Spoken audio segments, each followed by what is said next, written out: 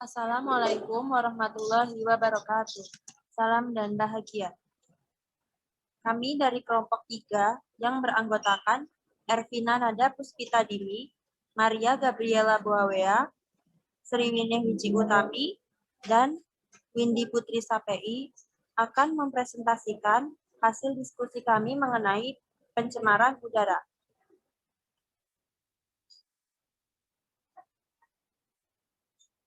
Pencemaran udara.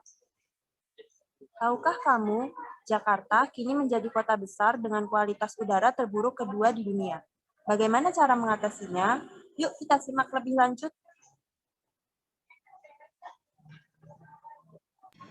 Oke, yang pertama yaitu definisi pencemaran udara.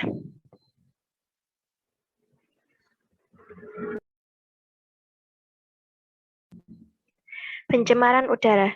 Pencemaran udara yaitu masuknya satu atau lebih kontaminan atau polutan seperti debu, asap, bau, gas, dan uap ke atmosfer dalam jumlah, karakteristik, dan waktu tertentu yang dapat membahayakan kehidupan manusia, hewan, dan tumbuhan, serta dapat mengganggu kenyamanan dalam kehidupan.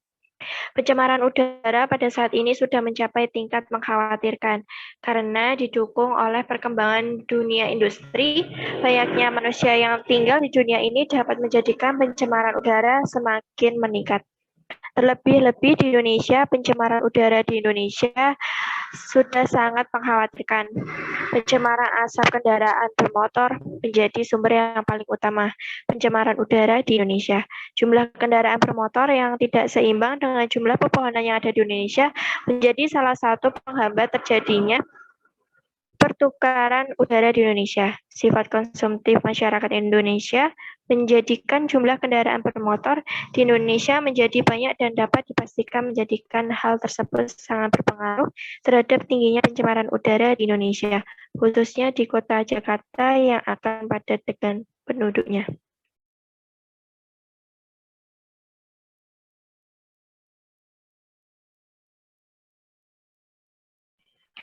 Kemudian yang kedua yaitu jenis pencemaran udara. Jenis-jenis pencemaran udara ini dibagi menjadi dua. Yang pertama yaitu pencemaran primer. Pencemaran primer, substansi pencemar yang ditimbulkan langsung dari sumber pencemaran udara. Contohnya yaitu karbon monoksida atau hasil dari pembakaran. Kemudian jenis pencemaran yang kedua yaitu pencemaran sekunder, yaitu substansi pencemar yang terbentuk dari reaksi pencemar-pencemar primer di atmosfer. Contohnya yaitu pembentukan ozon dalam smog fotokimia.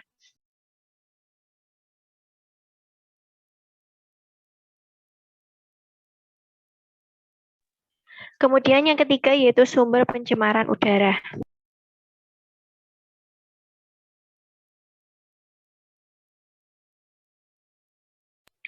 Sumber pencemaran udara disebabkan oleh polutan baik dari sumber pencemar alami maupun disebabkan oleh kegiatan manusia. Kemudian sumber pencemar alami yaitu pencemaran udara yang berasal dari sumber alami, contohnya seperti letusan gunung berapi, kebakaran hutan, serta nitrifikasi dan denitrifikasi biologi. Kemudian sumber pencemaran udara itu yang berasal dari kegiatan manusia. Contohnya seperti polutan yang berasal dari asap kendaraan bermotor dan asap hitam dari cerobong pabrik.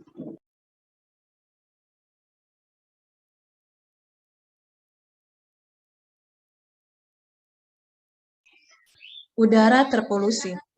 Udara terpolusi merupakan udara bersih yang sudah terkontaminasi oleh polutan atau partikulat akibat aktivitas manusia ataupun berasal dari alam.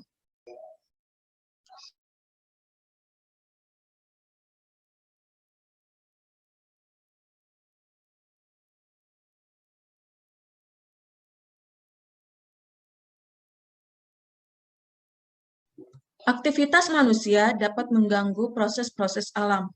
Proses pembakaran bahan bakar berlangsung cepat dan menghasilkan suhu tinggi. Gas dan partikulat yang dihasilkan pada proses tersebut dapat mengganggu alam karena bahan-bahan tersebut akan menjadi polutan jika konsentrasinya relatif tinggi, sehingga proses penghilangannya tidak secepat proses pembentukannya.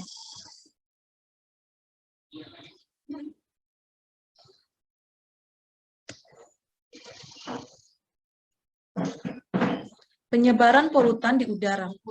Ada dua faktor yang sangat berpengaruh terhadap penyebaran polutan di udara, yaitu suhu pada permukaan tanah dan gerakan udara. Terdapat tiga kemungkinan perilaku polutan di udara. Yang pertama, bergerak terus di udara dan berpencar sebagai akibat angin dan perbedaan suhu. Yang kedua, berinteraksi antara polutan atau polutan dengan senyawa lain, baik secara kimia maupun fisika.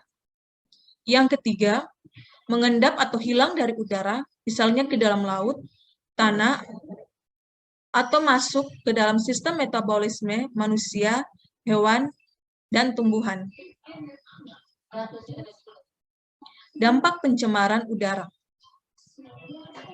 Udara terpolusi akan berpengaruh buruk terhadap lingkungan. Dampak dari pencemaran udara dapat dialami oleh manusia, hewan, dan tumbuhan. Dampak pencemaran udara yang dialami oleh manusia akan mengakibatkan masalah kesehatan seperti asma, ispa, ataupun kanker paru-paru. Sedangkan masalah pada kulit yaitu jerawat dan inflamasi kulit. Sedangkan pada hewan, ketika terpapar udara yang tercemar dalam jangka waktu yang lama, akan menyebabkan masalah kesehatan dan bisa juga menyebabkan kematian. Sedangkan dampak pada tanaman, yaitu setiap tanaman memiliki tingkat toleransi terhadap pencemaran udara yang berbeda-beda. Jika melewati tingkat toleransinya, akan berdampak pada kerusakan morfologis dan fisiologi tumbuhan. Partikulat dapat mengurangi daya tembus sinar matahari yang akan menyebabkan penurunan suhu bumi sebagai akibat pemantulan kembali sinar matahari oleh partikulat.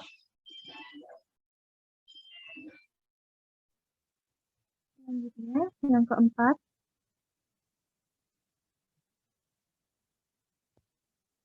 senyawa-senyawa polutan.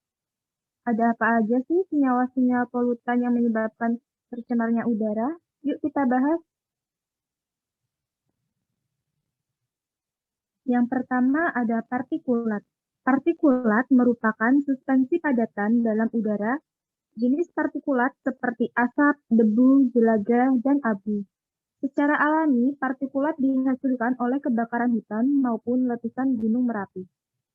Yang kedua, oksida belerang. Belerang oksida yang meliputi belerang dioksida dan belerang trioksida. Secara alami, belerang dioksida banyak dihasilkan oleh proses letusan gunung berapi.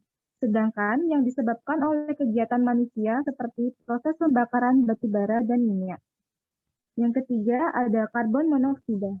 Karbon monoksida merupakan gas yang tidak berwarna, tidak berbau, dan tidak berasa. Secara alami, karbon monoksida dihasilkan pada proses kebakaran hutan dan sumber lain yang disebabkan oleh manusia seperti asap rokok dan pembakaran tidak sempurna pada bahan bakar berkendaraan. Yang keempat, ada oksida nitrogen. Oksida nitrogen yang meliputi nitrogen oksida, dinitrogen oksida, dan nitrogen dioksida. Gas nitrogen oksida banyak dihasilkan pada pembakaran minyak dan batu bara. Selanjutnya, yang kelima ada hidrokarbon. Hidrokarbon biasanya sebagai polutan udara berbentuk gas pada suhu ruang.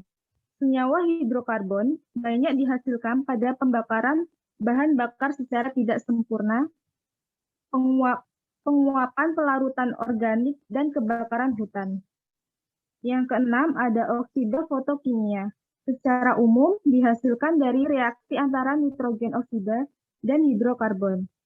Dengan adanya sinar matahari, oksidan fotokimia mengoksidasi senyawa lain yang tidak dapat teroksidasi oleh oksigen di udara. Selanjutnya ada hidrogen sulfida.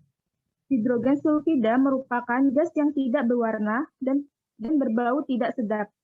Banyak dihasilkan pada proses penguraian senyawa organik oleh bakteri anaerob dan pengolahan limbah.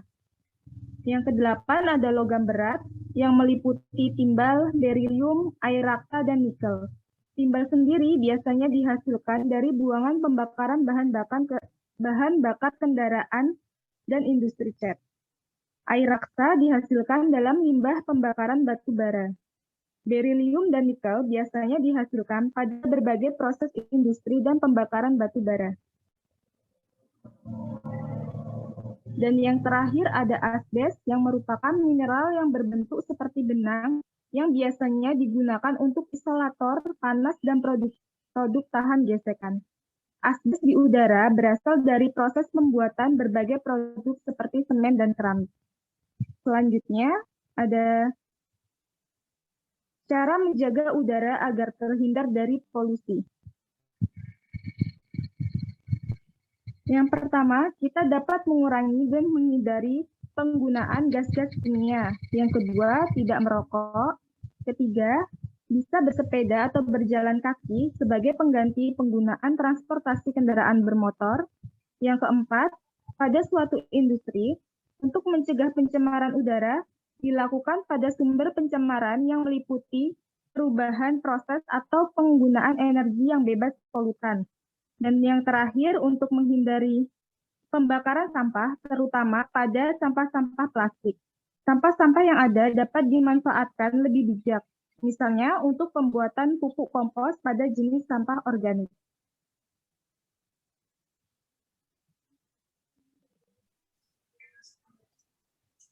Sekian presentasi dari kelompok kami. Kurang lebihnya mohon maaf. Wassalamualaikum warahmatullahi wabarakatuh. Salam.